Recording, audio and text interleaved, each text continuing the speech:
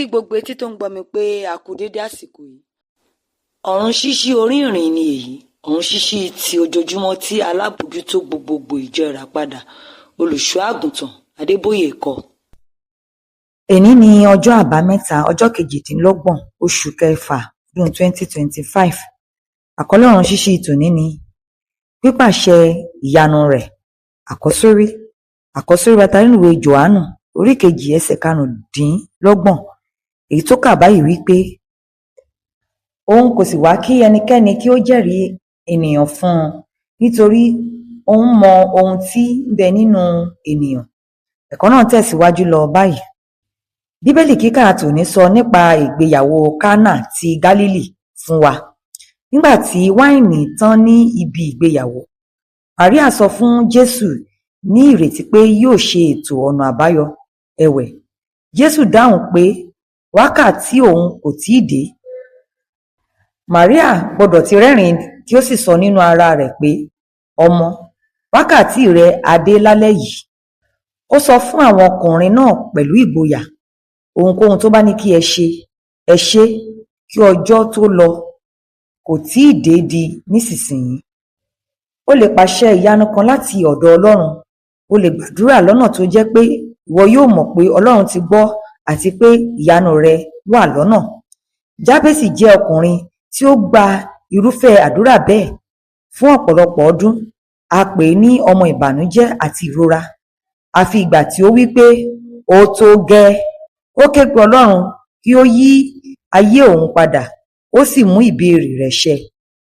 Ìwé Króníkà kínní orí 4 ẹsẹ̀ 10 wípé Jábésì ké pe Ọlọ́run Ísírẹ́lì wípé, ìwọ ìbá jẹ́ bùkún mi ní tòótọ́, kí o sì sọ agbègbè mi di ńlá, kí ọwọ́ rẹ kí ó sì wà pẹ̀lú mi, àti kí ìwọ kí ó má sì jẹ́ kí èmi rí ibi, kí èmi má sì rí ìbànújẹ́. Ọlọ́run sì mú ohun tí ó tọrọ ṣẹ. A kò mọ bí Jábésì ṣe gbàdúrà rẹ̀ tó, ṣùgbọ́n a mọ èsì àdúrà rẹ̀. Ọlọ́run yí ìtàn rẹ̀ padà ní orúkọ tó ju gbogbo orúkọ lọ. Ohunkóhun tí ó ti ń dúró fún tipẹ́tipẹ́ yóò wá ní kíákíá.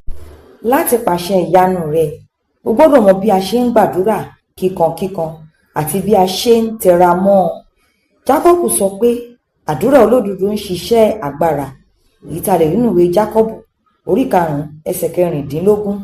Ní àsìkò ìsìn ẹ̀mí mímọ́ kan ní ìlú Ìràpadà, mò ń ju ọwọ́ mi bí mo ṣe ń dúró lórí pẹpẹ. Ìyanu sì bẹ̀rẹ̀ sí ní ṣẹlẹ̀. Ó ṣeéṣe fún àwọn olùṣọ́ àgùntàn kan tí ó rí ohun tí ó ń ṣẹlẹ̀ láti máa wòye. Olùṣọ́ àgùntàn Adébóyè ni wọ́n sọ nípa ìrírí wọn níbí. Kí ló dé tí èmi náà kò lè ju ọwọ́ mi kí ìyanu máa ṣẹlẹ̀? Ọlọ́run kan náà tí ọkùnrin yìí ń sìn ni mò ń sìn.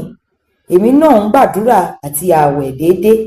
Ẹ̀wẹ̀, wọ́n lè máa mọ̀ pé ṣáájú ọjọ́ náà pé mo ti ń gbàdúrà pé kí ìyanu máa ṣẹlẹ̀ tí mo bá kàn ti ju ọwọ́ mi láti bí ọdún 15. Àwọn nǹkan tí àwọn ènìyàn ń rí tó ń ṣẹlẹ̀ ní ìjọ Ìràpadà jẹ́ èrè ìdúróṣinṣin mi pẹ̀lú Ọlọ́run níbi àdúrà. Olùfẹ́, má ṣe jẹ́ kí agara dídúró de Ọlọ́run dá ọ. Pàṣẹ àwọn ìyanu rẹ nípa dídúró ṣinṣin ní ibi àdúrà. Bí o ṣe ń gbàdúrà, máa kíyèsí àwọn ìtọ́ni ẹ̀mí mímọ́. Ṣe wọ́n, ìwọ yóò sì gba ìyanu rẹ láìpẹ́. Ka ìwé Jòhánù orí 2 ẹsẹ̀ 1 dé 12. Bíbélì ní ọdún kan, ìwé orin Dáfídì orí 140 dé 140. Kókó àdúrà. Bàbá, ràn mí lọ́wọ́ láti lè máa ní ìdúróṣinṣin ní ibi àdúrà ní orúkọ Jésù. Àmín. Ẹ ṣé tí ẹ tẹ́tí sí ọ̀run ṣíṣí orí ìrìn ti òní. Tí ẹ bá fẹ́ darapọ̀ mọ́ wa láti máa gbọ́ ọ̀run ṣíṣí orí ìrìn lórí ayélujára, ẹ tẹ àtẹ̀jíṣẹ́ ọ̀run ṣíṣí orí ìrìn sí 080 ẹ̀fà 5 ẹ̀fà 5 5 5 1 kí ẹnìkan kó ké hallelujah.